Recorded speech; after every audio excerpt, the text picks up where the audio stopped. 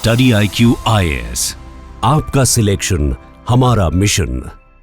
नमस्कार दोस्तों, अमेरिका और इजराइल ने एक सर्जिकल स्ट्राइक प्लान की, ईरान की टॉप लीडरशिप को एलिमिनेट कर दिया और सोचा कि हम सब अपने मन से ईरान में कर सकेंगे। लेकिन पिछले एक माह से हम देख रहे हैं पूरा मिडिल ईस्ट इसके कारण जल रहा है, पूरी दुनिया की सांसें थमी हुई हैं, दुनिया भर में एनर्जी क्राइसिस आ गया है।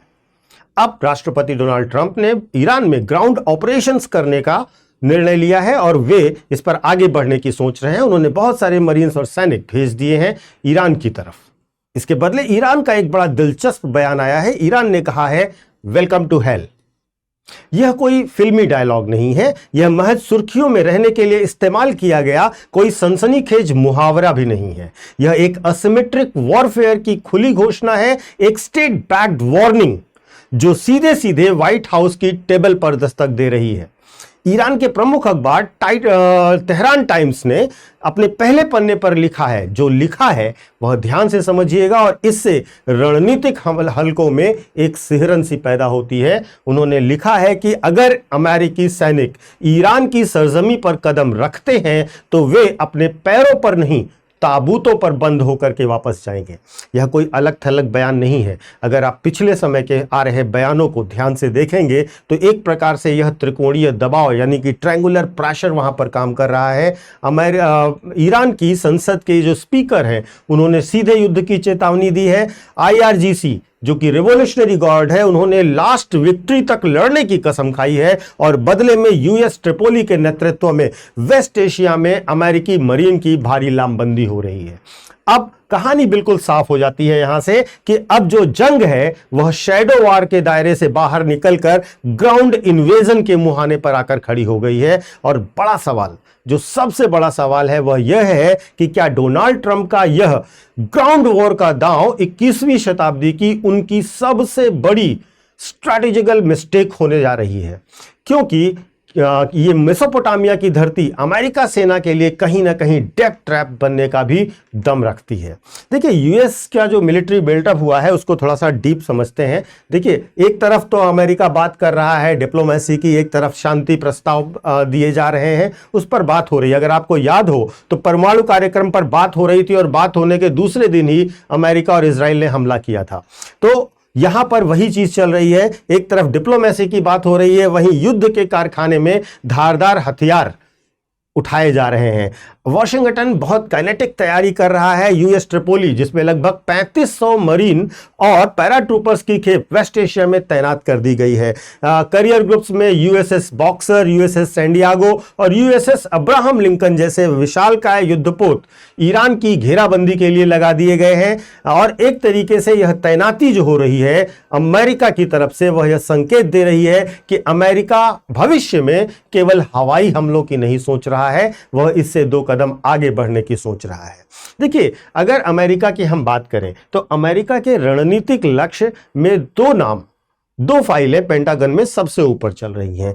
एक है खर्ग आइलैंड और दूसरा है स्ट्रेट ऑफ हार्मुज। आपको ध्यान होगा अभी कल ही परसों डोनाल्ड ट्रंप ने स्ट्रेट ऑफ हार्मुज को स्ट्रेट ऑफ ट्रंप कहा है और कल के स्टेटमेंट में उन्होंने कहा है कि कोई बड़ी बात नहीं है कि हम खर्ग आइलैंड पर कब्जा कर लें या फिर ना करें। महत्वपूर्ण है, खर्ग आइलैंड ईरान के तेल निर्यात का हृदय है और इस पर अगर कब्जा कर लिया गया तो समझिए ईरान की लाइफलाइन को काट दिया जाएगा। इसीलिए ईरान को घुटनों पर लाने के लिए अमेरिका एक पूरे तरीके से इस पर कब्जा करना चाहता है और युद्ध की शुरुआत से पहले ही इस तरीके के इंडिकेशंस मिलने लगे थे कि ट्रंप का कहीं ना कहीं हिडन एजेंडा ये आइलैंड ही है। अब इस पर ग्लोबल सप्लाई पर कंट्रोल करने के लिए ही अमेरिका ने यह किया है, ऐसा कई सारी रिपोर्ट्स में आपको देखने को मिलेगा। लेकिन देखने में ऑन ग्राउंड ऑन पेपर आप इसको बहुत अच्छा समझ सकते हैं इसमें, लेकिन बड़ा रिस्क फैक्टर है। मिलिट्री एक्सपर्ट्स इस पर एक बड़ा रेड फ्लैग दिखा रहे हैं। यह ऑपरेशन एक किलिंग जोन बन सकता है।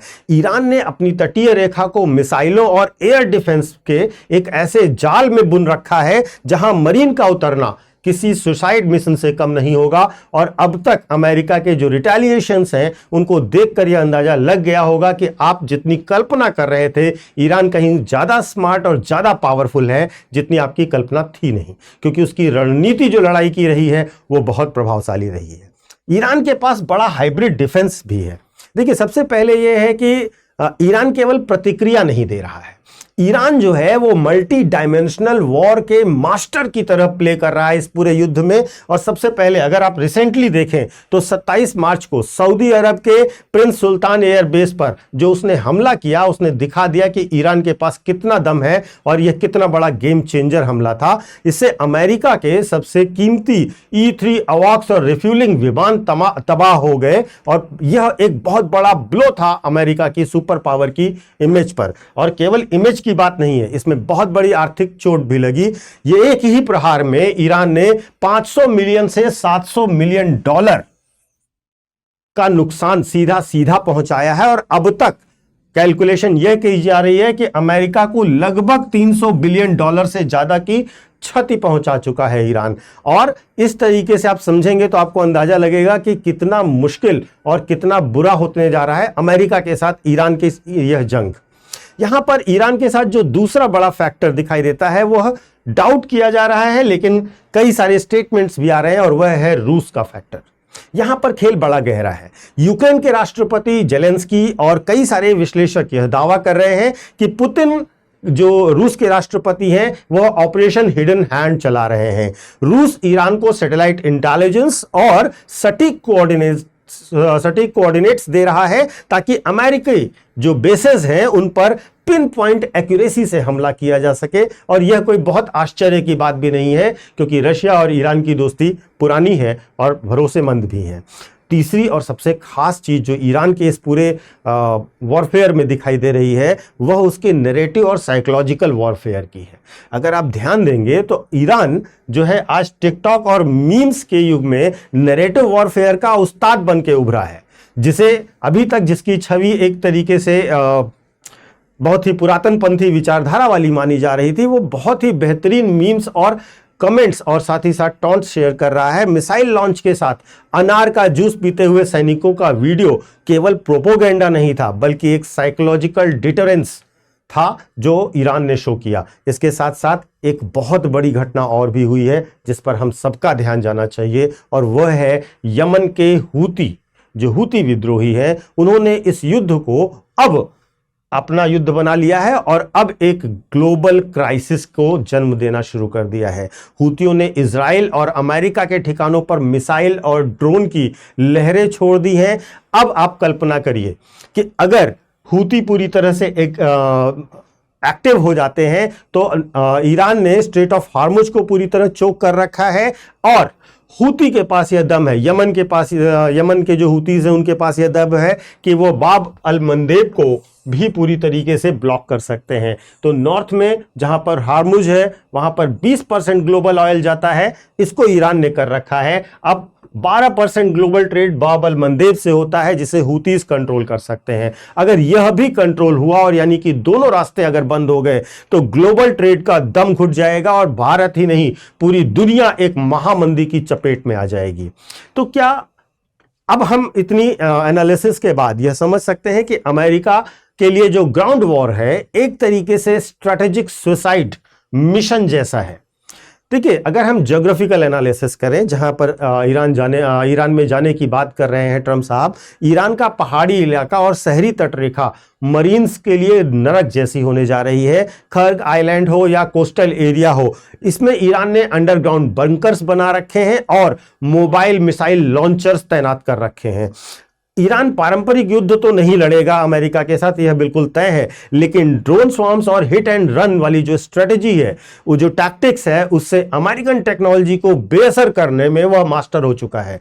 10 लाख सैनिकों की तैनाती का बात कर रहा है ईरान, और ये वैसे सैनिक हैं जिनके बारे में कहा जा रहा है कि वह मरने मारने के जज्बे के साथ आएंगे। आप कल्पना करिए ईरान के 10 लाख सैनिक अमेरिकी मरीन्स के सामने खड़े हों, तो क्या आप नहीं समझ सकते कि यह वियतनाम और अफगानिस्तान से भी बहुत बदतर हालत अमेरिका के लिए हो सकती है।